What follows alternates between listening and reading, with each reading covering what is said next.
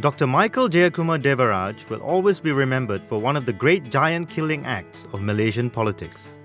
A leader of the small Socialist Party of Malaysia, he contested under the PKR ticket in the 2008 general election. And he went on to beat 8-term incumbent Tun Samivelu in Sungai Seput. But in the 2018 election, Dr Jeyakumar failed to defend his seat and even came in last in the four-cornered contest. Voters chose the relatively unknown Kesavan Subramaniam from PKR instead.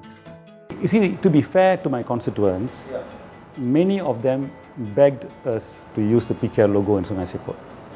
They said, we would like to vote for you, but we want to vote for Pakatan Harapan. Please join Pakatan Harapan. But there were constraints. I couldn't turn my back on the party. They really felt that this election was about changing the government, and we were not in Pakatan Harapan. So I don't take it personally. I felt that they were, in a way, caught in a bind. They would like to have voted for me as a PKR candidate, and that would be what many of them would be happy with. After being Pakatan Harapan's ally for years, Dr Jeyakumar said his Socialist Party is now definitely in the opposition. He believes that a consistent ideological analysis is lacking in the Malaysian discourse. The new government, he feels, needs to be challenged. I think it's a fantastic watershed event for Malaysia, to have a new government after all this time. I think it's a big step forward and it's given a lot of hope to young people. Well, I think the new Attorney General, the SPR, having a new head, bringing several commissions to report directly to Parliament and not on the Prime Minister.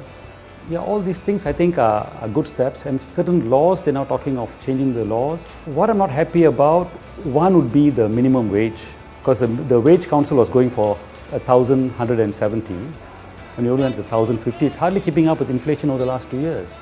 And the other one I'm a bit worried about is the whole health insurance they're talking about, that I think will undermine the public health services.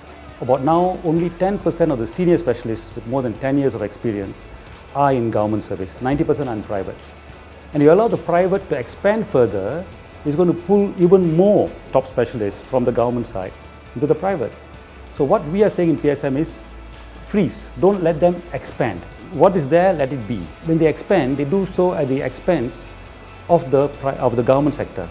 The BN and the Pakatan, in terms of economic ideology, there's hardly any difference. And that, I think, is why we need a party like the PSM around, to bring a different viewpoint, a different narrative, a different vision of what could be. That element, I think, is something which will catalyze discussion, you see. I think it's very much required. After representing Sungai Seput in Parliament for a decade, he can now once again focus on grassroots activism. He's planning a comprehensive study to address poverty in rural areas.